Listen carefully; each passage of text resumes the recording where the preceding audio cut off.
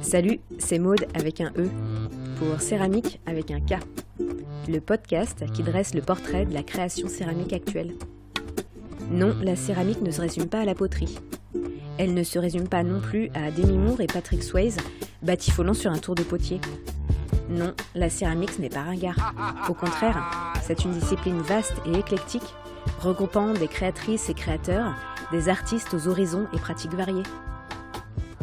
Ici, vous pourrez écouter ces artistes nous raconter leur parcours, leur démarche et leur place dans le monde de la création actuelle. C'est l'heure du podcast Céramique. Allez, c'est parti, enfourchant le tigre.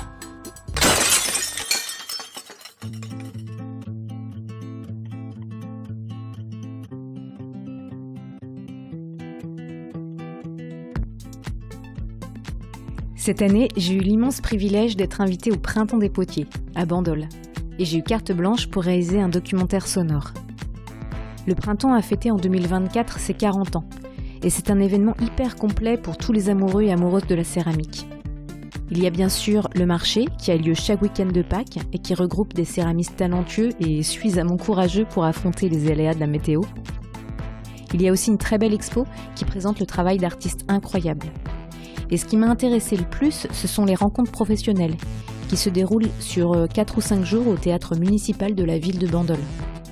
En résumé, les rencontres pro, ce sont des céramistes invités à travailler en direct et à échanger sur leur savoir-faire et leurs techniques avec un public de professionnels de la terre, potiers, potières, artisans d'art, artistes, plasticiens. Ces journées sont ponctuées de conférences, de films ou de spectacles vivants. Et tout cela est rendu possible grâce à une équipe de bénévoles passionnés et passionnants. Cet événement, j'ai voulu vous le partager à travers les mots de ses participants. Pour ce premier épisode, mené comme une enquête dans les coulisses du festival Bandol Céramique, nous parlerons donc de soirées entre copains, d'idoles de jeunesse, de kilos d'argile et de vin d'orange. J'espère qu'il vous plaira. Bonne écoute.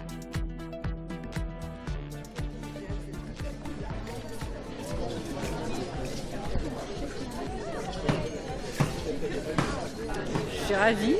Ça fait 20 ans que je rêve d'y participer, de venir voir les céramistes et enfin c'est le jour. Et je suis ravie parce que c'est très simple, c'est très facile d'accès. Les céramistes sont dans l'échange, dans le partage. C'est un très beau moment. Quand vous rentrez dans votre atelier après, vous êtes dans quel état d'esprit ? C'est l'envie de faire. Oui, ça donne de l'énergie, c'est sûr, c'est évident. On est dans l'énergie, c'est super.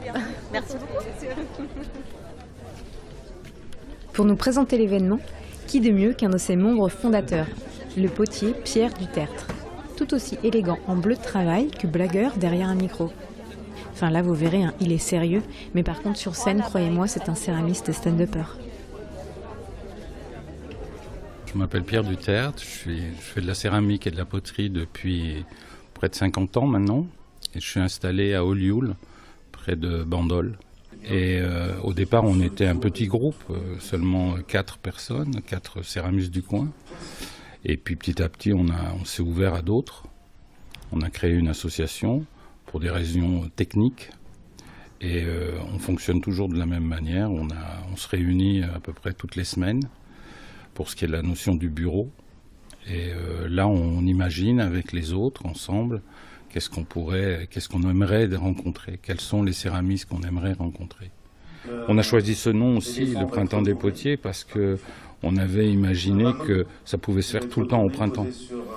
On n'a pas orienté les choses d'une manière, on ne vient pas d'une région ou d'un pays, on est au printemps. Et je pense que j'ai eu la chance de croiser pas mal de personnalités et souvent ils nous ont posé la question, le printemps c'est le printemps quoi, ça renaît, il y a des fleurs, on sort de l'hiver, c'est un peu une régénérescence des choses. Et puis quand on va creuser, parce que j'aime la terre, et quand on va chercher de la terre c'est quand même plutôt au printemps qu'en automne quoi, et pas en été parce qu'il fait trop chaud. Voilà. J'ai toujours fait du grès, j'ai été éduqué dans une école de céramique en Allemagne et puis j'ai fait un petit voyage à travers la France pour connaître les céramistes. J'ai la chance d'avoir eu cette chance-là de voyager, d'aller d'atelier en atelier, de découvrir les gens, etc. Mais j'en ai pas assez découvert ou pas assez rencontré, c'est pour ça qu'on a créé les rencontres. On voulait pas qu'une expo, mais on voulait aussi une transmission des choses. Et les potiers qui sont aujourd'hui dans la salle du théâtre Jules Verne, ils montrent absolument tout ce qu'ils font. Leurs secrets, leur manière de faire. Je pense qu'ils travaillent 4 fois plus que dans leur atelier propre. J'ai le souvenir d'une sculptrice qui est venue travailler et qui a fait une sculpture en 4 jours. Et d'habitude, elle met 2 semaines. Et là, elle l'a fait en 4 jours. Tout le monde peut faire de la céramique. Il y a pas... Mais après, il y a, pour ma part, des gens qui ont une petite étincelle différente et qui produisent des choses qui peuvent s'approcher de l'écriture, d'une attitude. C'est particulier, l'événement du printemps. C'est au départ une exposition de céramique contemporaine d'aujourd'hui, de céramistes reconnus ou en devenir. Il peut y avoir un thème, etc. Il peut y avoir un pays choisi, etc. D'abord, ça commence par une exposition. Ensuite, c'est suivi d'un marché des potiers qui est très populaire au niveau du public parce que tout d'un coup, on montre la céramique d'une certaine manière. On ne la met pas sur un piédestal, mais on la met sur des tréteaux, ce qui est un petit peu différent. Alors, il y a un marché des potiers qui dure 2 jours, le week-end de Pâques, dimanche et lundi de Pâques, qui est ensuite prolongé par les rencontres professionnelles. Et là, il y a 4 ou 3, ou là, cette année, il y en a 6. Il y a 6 intervenants, plus des intervenants extérieurs non démonstratifs, plutôt des conférences ou des ateliers d'échange. Voilà, et puis après, il y a du cinéma qui est proposé cette année par le travail de Camille Viraud, son travail d'anthropologue. On a fait venir des anthropologues et des ethnologues aussi, qui ont un travail aussi sur le geste, la nature de la conception d'un objet. Et puis ensuite, on a une exposition, et cette année, comme on est passé en période festival, c'est-à-dire que ça va durer pendant 1 mois, l'exposition, tout le cours de ce mois d'avril va être ponctué d'événements avec du théâtre, avec des circassiens, avec des plasticiens qui vont travailler la céramique. Pas du tout comme un potier ou un céramiste, mais avec d'autres approches. Le cirque, c'est encore une autre approche, mais leur médium commun, notre produit commun, notre écriture commune, c'est l'argile. Voilà, c'est le lien commun. Alors la mairie de Bandol ne nous aide pas un peu, elle nous aide beaucoup. C'est pas forcément que de l'aide financière. On reçoit des aides financières importantes de la part de la mairie pour une petite commune comme celle de Bandol. Et après, par contre, on a tous les services qui travaillent avec nous et qui nous aident dans notre démarche, c'est-à-dire les autorisations auprès de la préfecture, enfin toutes sortes de choses qui sont faites comme ça. Et ils prennent en considération notre organisation. On le fait depuis 40 ans, ce qui veut dire que depuis 40 ans, la municipalité suit cet événement. Alors, c'est pas toujours la même municipalité, mais ça reste toujours la même ville. Moi, je tiens à cette ville parce que c'est un peu là où j'ai démarré ma première activité de céramiste et de potier. Et voilà, je suis fidèle à cette ville. On a été fortement sollicité par les villes voisines pour faire des événements similaires.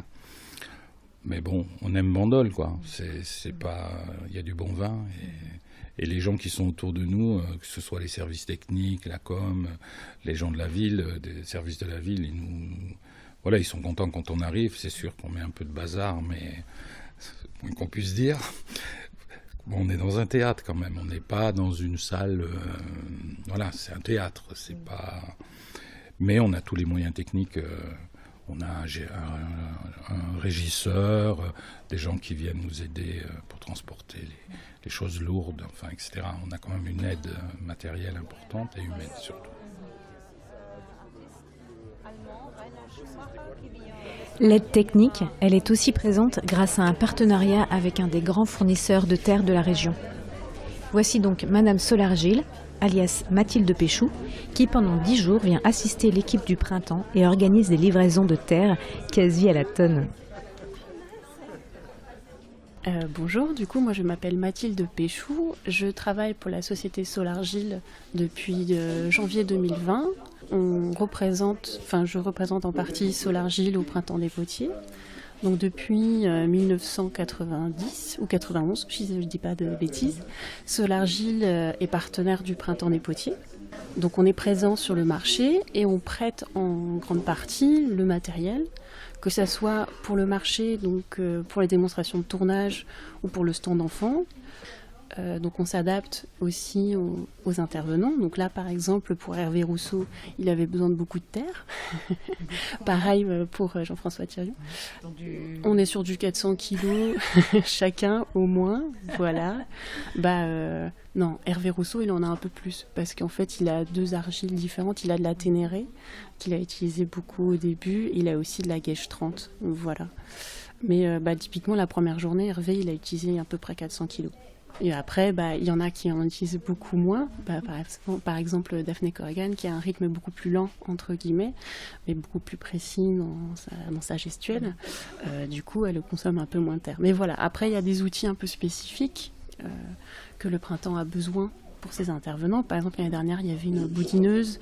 Il y a eu une année, je crois que c'était en 2016, justement, on a prêté un four parce qu'en fait, il y avait des cuissons, parce que c'était sur le bijou, donc ils ont pu cuire, etc. Donc, à la fin des rencontres, on revend le matériel qui a été utilisé, du coup, juste par les intervenants pendant 4 jours. Typiquement, hier, le micro a pas mal circulé dans la salle pour savoir sur les outils préférés ou pour les terres, et chacun a parlé un peu des terres qu'ils ont utilisées. La grosse partie du travail est faite par l'association du printemps, pour une raison très simple, c'est que eux, ils font le lien entre les intervenants et les besoins qui nous sont communiqués. Donc en fait, par exemple, Jean-François Thirion, il va dire j'ai besoin de 400 kilos de grès de Saint-Amand Pierre Dutertre et toute l'association du Printemps des Potiers en tiennent compte. Ils nous font une liste. Nous, derrière, on prépare la commande. Tout est dispatché. C'est-à-dire qu'il y en a une partie qui va aller au marché, il y en a une partie qui va aller au printemps, au point de rencontre. Et au besoin, on réajuste. Typiquement, c'était... Guillaume Garès, qui est intervenant, il m'a contacté en me disant Mathilde, on est embêté, il nous manque de la terre pour Jean-François Thirion. Typiquement, il avait besoin de 300 kilos de plus et ça n'avait pas été pris en compte. Entre guillemets de la chance, parce que j'avais un collègue qui devait venir de Valoris sur le marché lundi, et du coup je l'ai contacté. Il a gentiment accepté de mettre ça dans son véhicule personnel. Du coup il a fait la route, on a pu décharger, et Jean-François a eu ses 400 kilos au total, donc il en était très content. À la base, j'ai une formation de céramiste, et j'ai moi-même pratiqué pendant pas mal de temps, puisque moi j'ai fait, à l'époque ça s'appelait le DMA au lycée Léonard de Vinci, et je suis sortie de cette promo en 2017. Donc je connais le printemps depuis 2016. Pour moi, je vois ça comme une formation, puisqu'en fait, ça me permet de voir des techniques, des petites astuces, entre guillemets, et le travail de certains céramistes et artistes, et potiers, en fait. Il y a un peu tout le monde là-dedans. De connaître un peu mieux le travail de chacun, et des astuces que je vais soit utiliser, entre guillemets, mais plus pour me les approprier, pour les comprendre, ou alors pour les transmettre. Parce qu'il y a des petites choses comme ça, en fait, en tant que responsable de dépôt, je suis aussi technico-commerciale. Et en fait, nous, on a une partie de notre clientèle qui débute beaucoup, qui sont soit dans la reconversion ou dans l'apprentissage, ou par exemple qui se vouent à une nouvelle technique et qui nous demandent beaucoup de conseils. Donc, quelque part, je suis obligée de savoir un peu tout. Faut être un peu polyvalent. Donc j'essaye de pouvoir donner des conseils autant au tournage, à la plaque, au colombin, qu'au raku, qu'au pitfire, voilà. Donc c'est un peu le côté un peu difficile de mon travail, entre guillemets, de tout savoir et de connaître aussi tous les matériaux. Je suis censée être un peu une encyclopédie sur pattes. Et comme chacun sait, c'est pas évident. Mais voilà. Et du coup, certaines choses, j'arrive aussi à les transmettre. Donc d'un point de vue perso, c'est très enrichissant. Et ça me permet aussi de m'aérer un peu la tête plutôt que de rester à la boutique à Valoris, que je chéris énormément. Mais voilà, ça fait aussi du bien d'être à Bandol, entourée de potiers, je vais me permettre le terme, mais au printemps, je trouve il y a beaucoup de mondes différents, il y a beaucoup de niveaux différents. Il y a ce qu'on appelle les tronches de la céramique. Enfin, vraiment, il y a des niveaux, mais incroyables. Et il y en a qui sont des futurs, ou il y a des gens qui sont sans prétention. Enfin, voilà, il y a vraiment de tous les niveaux. Et ce que je trouve très chouette, c'est cette cohésion, en fait. On se parle, et sans hiérarchie de travail. Et c'est ça qui est beau. Voilà. Et je pense que pour le commun des mortels, entre guillemets, qui peuvent aussi venir, qui ne sont pas forcément du monde de la céramique, puisqu'on a effectivement de tout, parce qu'il y a les potiers, il y a aussi les conjoints, il y a aussi des débutants, des étudiants, enfin voilà. Il y en a aussi qui ne sont pas du tout du métier. Donc là, il y a eu... C'était il y a 4 ans, il y a eu des architectes qui étaient venus, il y a aussi des designers qui étaient venus, je crois que c'était en 2017 ou 2018, je sais plus. Voilà, il y a plein de mondes différents et je trouve ça chouette de faire des liens entre les différents métiers et c'est toujours enrichissant. Alors bien sûr, comme dit Mathilde, c'est d'abord pour le public que les rencontres ont lieu. Un public varié qui regroupe des potiers, des potières aguerris, des personnes en reconversion, des bébés céramistes et pas mal d'étudiants et d'étudiantes. Et ces gens ont tous et toutes en commun la passion de l'argile et l'envie d'en découvrir plus. Du coup, nous, on est étudiantes en céramique à Antibes, au DNMAD. Et on est venus parce que tous les ans, c'est les deuxièmes années qui viennent, on est invités et on est bénévoles sur le marché. Et voilà. Et qu'est-ce que ça t'apporte? Qu'est-ce que tu as trouvé qui était intéressant? C'était vraiment c'est incroyable en fait, parce qu'on n'a pas l'habitude de voir des choses aussi grosses, aussi différentes. Enfin, ça nous ouvre plein de champs des possibles pour nous, parce qu'on est encore étudiante. Moi perso, ça fait que 2 ans que je connais vraiment la céramique, et du coup, c'est vraiment trop bien de voir des choses complètement différentes et nouvelles, et vraiment d'élargir le champ des possibles. Voilà. Bonjour, donc je m'appelle Daphné, je suis aussi étudiante en DNMAD à Antibes et donc je suis venue pour la même raison, on est bénévole et on vient découvrir le travail de tous ces artistes, voilà. Il y a des choses en particulier qui t'ont parlé là dans les démonstrations, dans l'organisation de l'événement? Moi, ce qui m'a beaucoup parlé, c'est surtout le tournage de Jean-François. J'aime beaucoup le tournage et je trouve ça assez impressionnant parce qu'il utilise énormément de terre et c'est une technique qui est incroyable. Et puis aussi, c'est la diversité du travail de tout le monde en fait. Benoît aussi, c'est vraiment impressionnant l'univers qu'il a autour. C'est vraiment poussé et ça, je trouve ça super parce qu'il a l'air extrêmement passionné et c'est beau à voir. Je pense que je retiens surtout ces deux-là, aussi Oulé, que j'adore. Voilà. C'est quoi pour vous l'esprit du festival? C'est le partage. Les rencontres bien sûr et la découverte, je pense. La gentillesse, tout le monde est trop gentil et tout le monde partage avec nous, toutes les connaissances, tout, et ils nous donnent tout ça. Et nous on est là, je trouve ça fou, parce que des fois quand on part en stage, etc., il y a des céramistes qui veulent pas nous donner, qui veulent garder pour eux, alors que là, tout le monde donne toutes ses connaissances, toutes ses astuces et tout, et nous on est trop contents, c'est trop bien.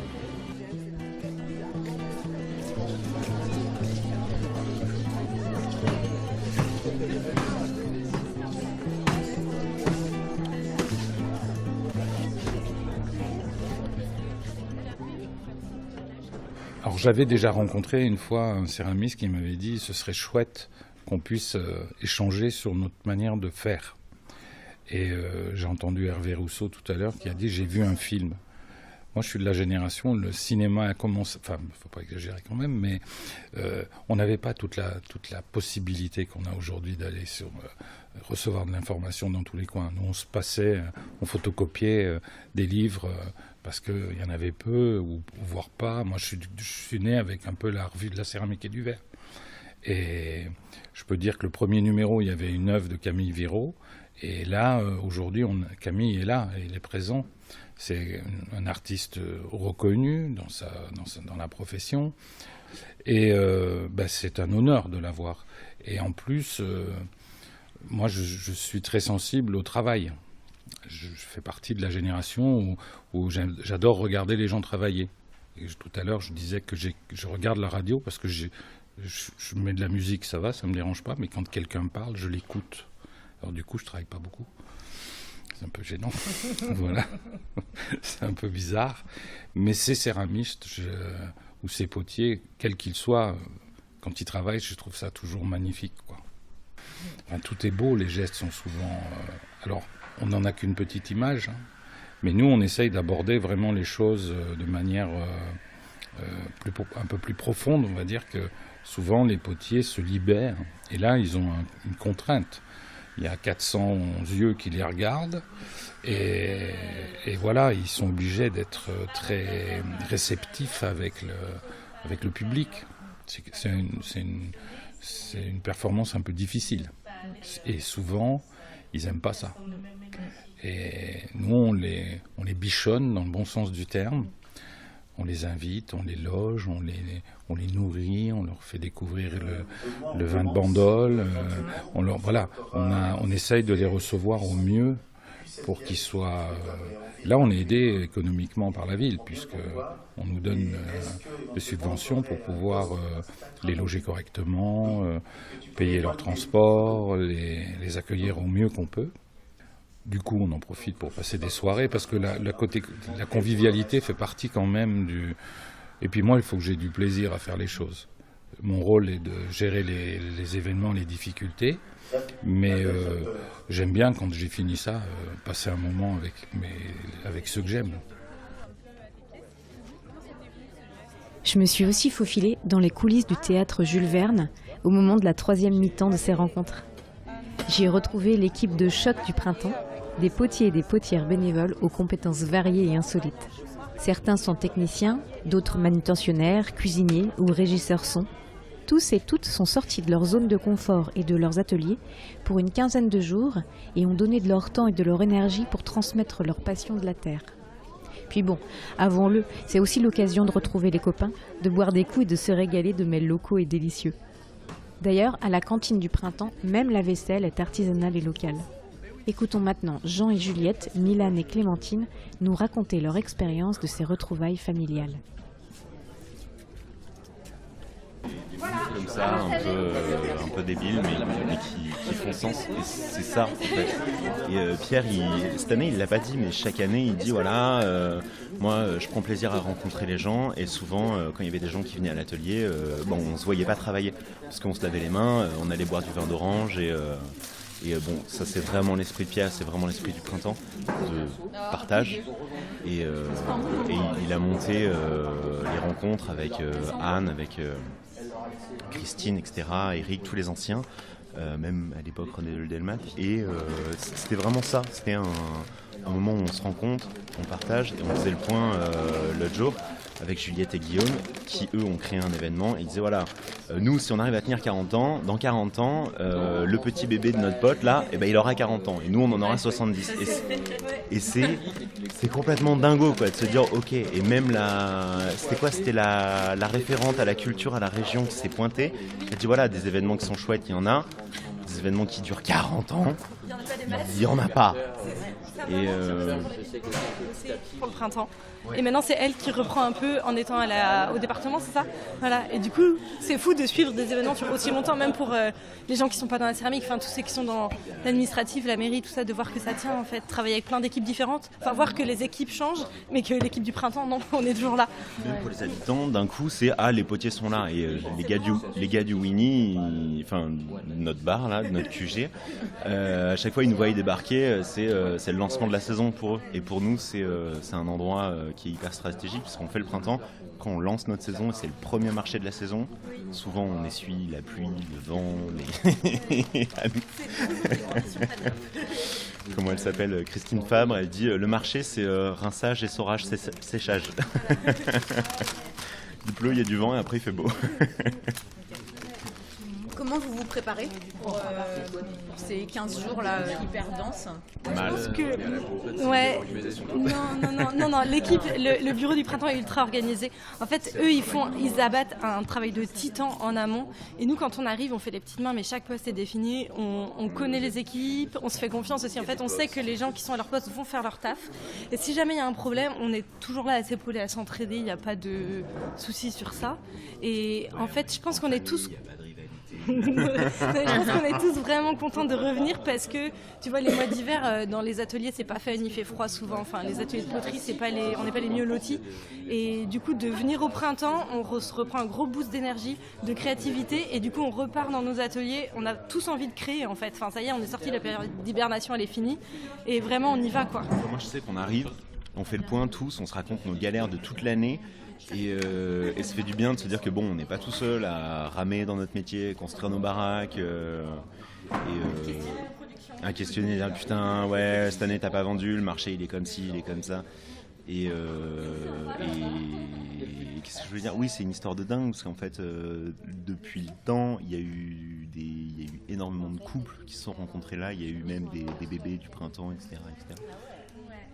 Bah, il y a 40 ans quoi, donc tu vois il y a des gens ils venaient bébés et maintenant ils sont professionnels. Et ouais c'est un morceau, enfin je sais que moi ce que j'adore c'est que c'est un morceau de l'histoire céramique française et on a acquis cette culture parce qu'on passe 10 jours ensemble. Et on tchatche avec les vieux et ils nous disent voilà il y avait un tel, ah mais tu connais pas Hans Cooper, mais bien sûr. Mais... Moi je suis arrivé tout gamin après mon CAP là et c'était extraordinaire parce que d'un coup t'es aspiré là-dedans, c'est un peu vient ta famille de céramistes et ouais et puis ils te suivent chaque année, qu'est-ce que tu fais et machin et hyper humble. Des fois, tu vois les boulots, tu connais pas les gens et tu t'en fais toute une montagne. Tu penses qu'ils sont inaccessibles parce qu'ils ont, ils font vraiment un taf de ouf. Et en fait, quand tu vas les voir, mais ils te donnent tout. En fait, ils te prennent pas de haut. Tu débutes et ils sont ultra contents de voir des nouveaux céramistes qui arrivent et de voir la relève, de voir les jeunes, de voir l'évolution de notre prod aussi. Puis de faire le lien. Tu fais de l'animalier, tiens, va voir un tel, machin. Moi, je sais que c'est mon kiff, tu vois, avec mes élèves, etc. Dis, ah ouais, tu travailles sur les outils, ah bah va voir elle, ah tu fais de la récolte, ah bah lui il est bien. Et il y a tout, enfin il y a énormément de cercles. Il y a des cercles étudiants, il y a des cercles amicaux, il y a des cercles professionnels. Là dans la salle, il y a des galeristes, il y a des collectionneurs. Et il y a un pote hier, il me disait mais comment tu gères tous ces cercles ? Et en fait pour moi c'est un continuum. Et tous ces gens ils viennent là, ils partagent un truc qui est fort. Les cercles sont pas fermés en fait, on s'ouvre en fait. C'est pas des cercles. Oui, non c'est. Et le bar est extrêmement important. Oui, le bar.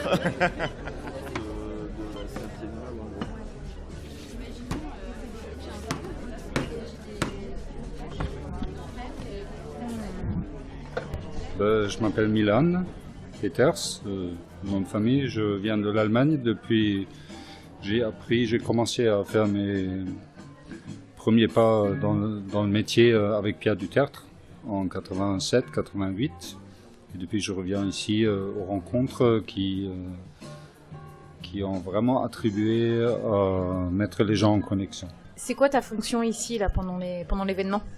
Pendant l'événement, je m'occupe de faire à peu près marcher la technique de son. Et en général, ça fonctionne. Donc ça veut dire que tu es potier, céramiste et technicien du son.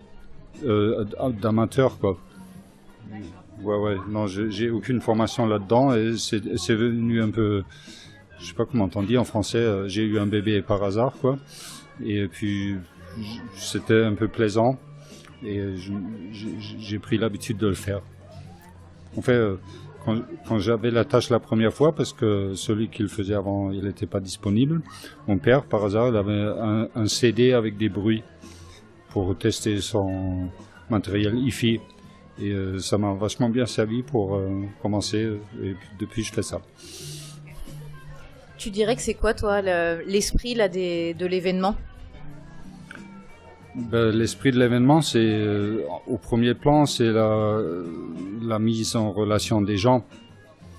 Après, c'est aussi bien sûr la communication de différentes personnalités, approches personnelles de travailler la terre, des gens qui sont déjà fait une main et qui partagent ça pour que d'autres puissent continuer à se faire leur main aussi. C'est surtout communicatif, quoi. Pour moi, c'est clairement c'est déjà retrouver un peu la famille chaque année, mais c'est aussi une formation en continu. même s'il n'y a pas tout le temps des aspects techniques que je vais intégrer dans mon travail, c'est quand même très enrichissant de voir comment d'autres peuvent approcher la Terre et quelles idées ils ont, quelles réflexions, quelle attitude, quel ressenti. Ça devient très présent ici.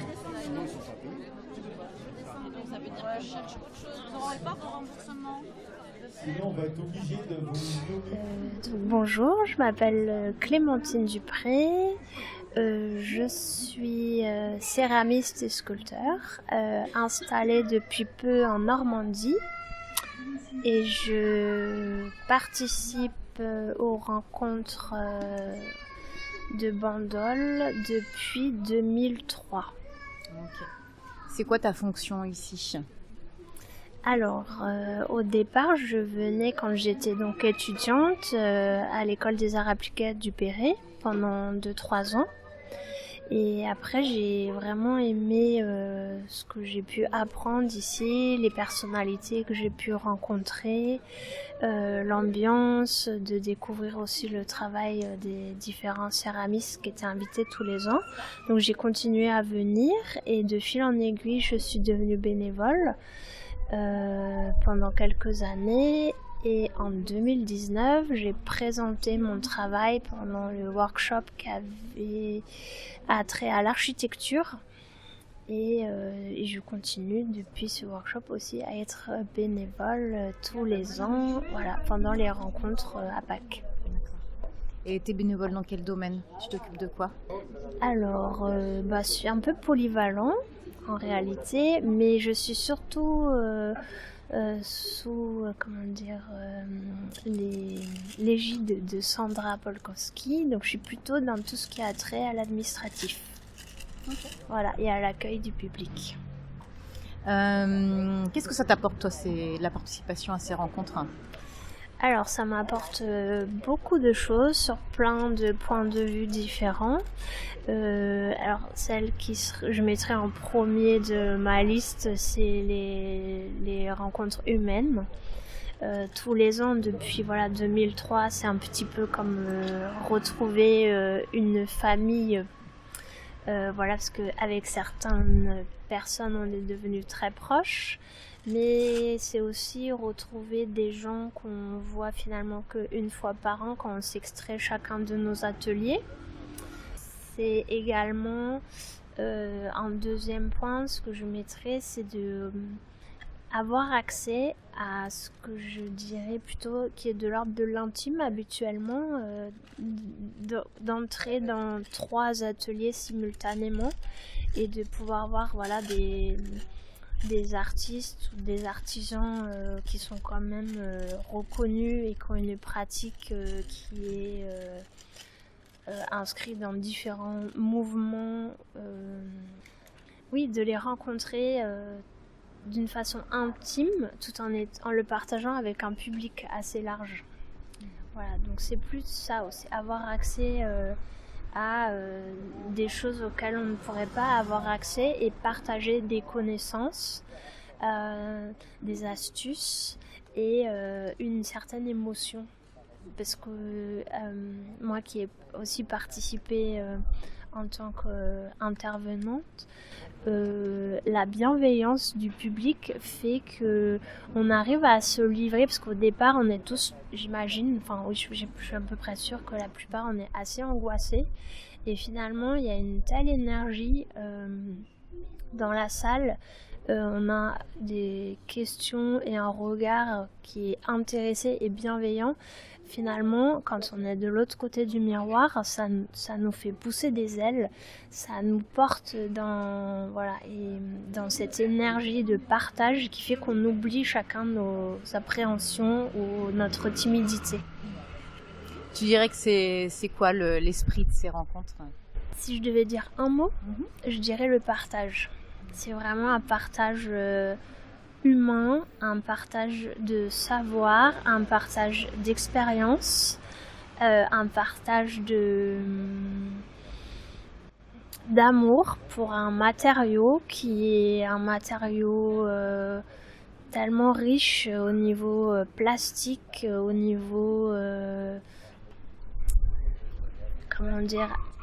géographique, voilà, en fait, il permet de tisser des liens avec, même si on ne parle pas forcément selon les années la même langue ou qu'on n'a pas du tout la même façon de travailler, on se rend compte que on partage cet esprit céramique. Peu importe ce qu'on fasse et d'où on vient, il y a quelque chose de très fort. Donc si je devais choisir un mot, je dirais vraiment ça, le partage. Au final, le Printemps des potiers et les rencontres professionnelles, c'est un peu comme une grande fête de famille. Avec les darons, toujours super enthousiastes, qui organisent et coordonnent les festivités, les anciens, qu'on aime écouter, tout en puisant de la force dans tant de connaissances et de sagesse accumulées. Il y a aussi les cousins et cousines, avec qui on reste attablé jusqu'à 4h du matin à refaire le monde. Et enfin, il y a les petits et les bébés, pour qui on a toujours plein de tendresse, avec une petite pointe de nostalgie pour nos premières années à nous. Il y a très certainement aussi des tontons relous et des belles-sœurs stressées, mais j'avoue, je n'en ai pas croisé pendant ces journées. Si l'épisode vous a plu, réjouissez-vous, il y en a un suivant. Alors un grand merci à l'équipe du festival Bandol Céramique. Par ordre d'apparition dans cet épisode, merci à Pierre Dutertre, Mathilde Péchou, Juliette Perron, Jean Ponsard, Milan Peters, Clémentine Dupré. Merci aux personnes du public qui ont accepté de prendre la parole. Et un grand merci à Stéphanie Gambi et Marie Fantino qui ont rendu ce projet si agréable à mener. À très bientôt pour une nouvelle balade autour de la Terre.